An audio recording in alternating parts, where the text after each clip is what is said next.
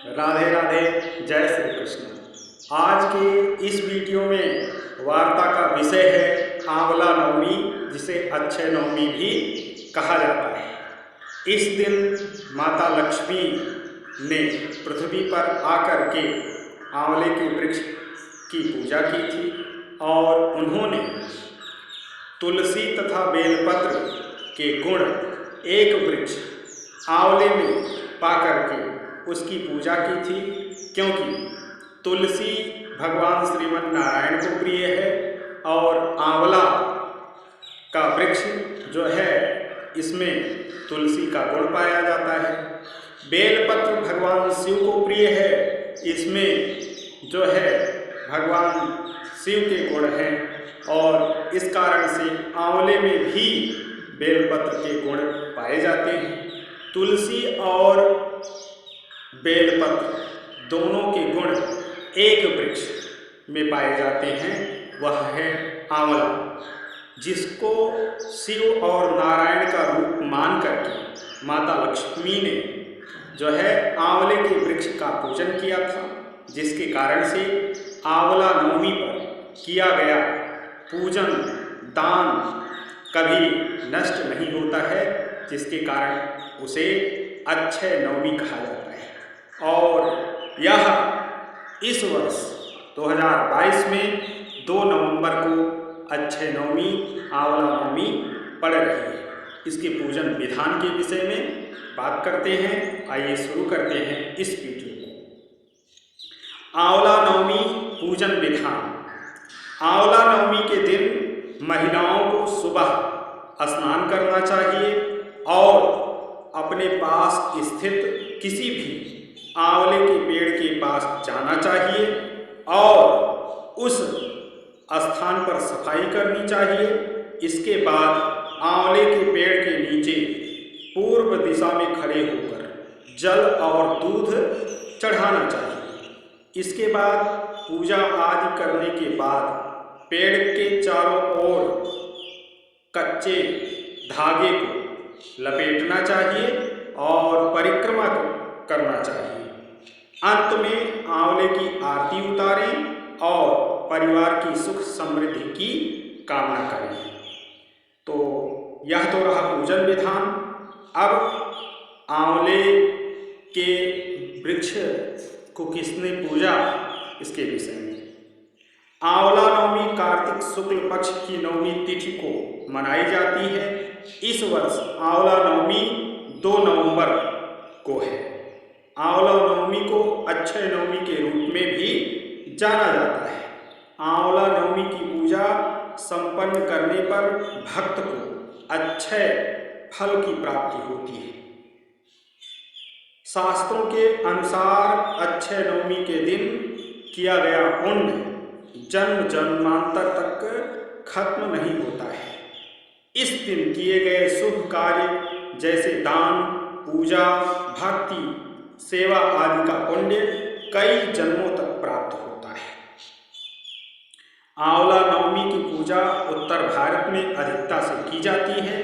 इस दिन आंवले के पेड़ के नीचे भोजन पकाया जाता है तथा परिवार के सभी सदस्य एक साथ बैठकर उस दिन भोजन को ग्रहण करते हैं। आंवले के वृक्ष के नीचे महिलाएं इस पूजा का पालन बच्चों की खुशी के लिए तथा उनकी समृद्धि तथा उनकी आरोग्यता के लिए करती हैं।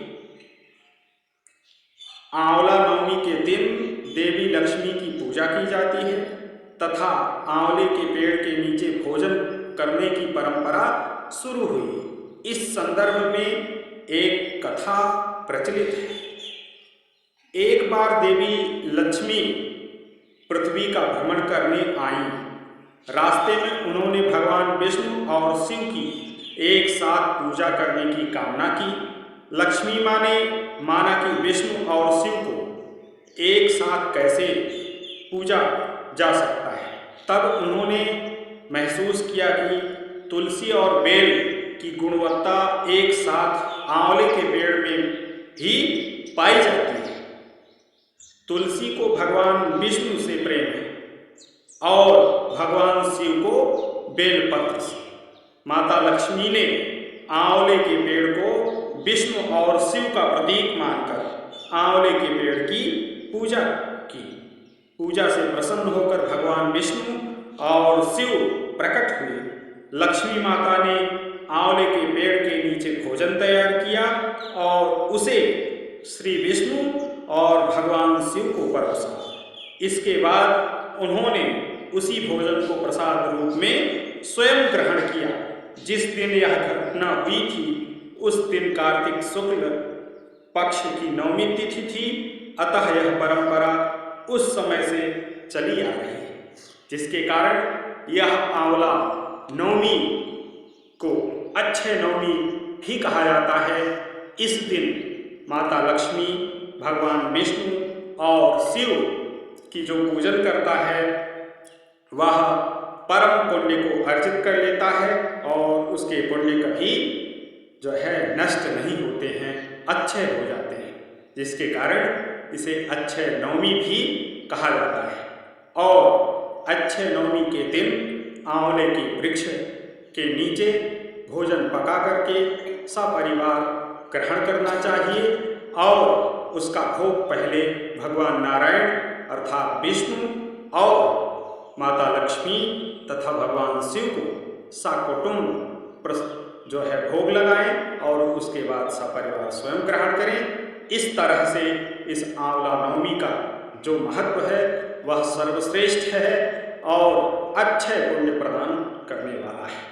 इस दिन आंवले के वृक्ष के नीचे ओम नमः शिवाय का जाप रुद्राक्ष की माला से करने से अक्षय पुण्य प्राप्त होता है और भगवान श्री विष्णु के नाम के साथ माता महालक्ष्मी के नाम का जाप करने से जो है परम पुण्य प्राप्त होता है और इस लोक में परम ऐश्वर्य और आनंद प्राप्त होता है, सकुटुंब आरोग्यता प्राप्त होती है और जो माता पिता इस दिन इस पूजन को करते हैं उनके बच्चों को सर्वदा निरोगी काया और परम आनंद तथा खुशियाँ प्राप्त होती हैं।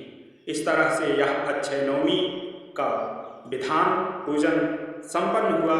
आज की वार्ता में मिलते हैं अन्य शुभ और कल्याणदायक वीडियो में। तब तक के लिए जय श्री लक्ष्मी नारायण। हरे कृष्णा ओम नमः शिवाय।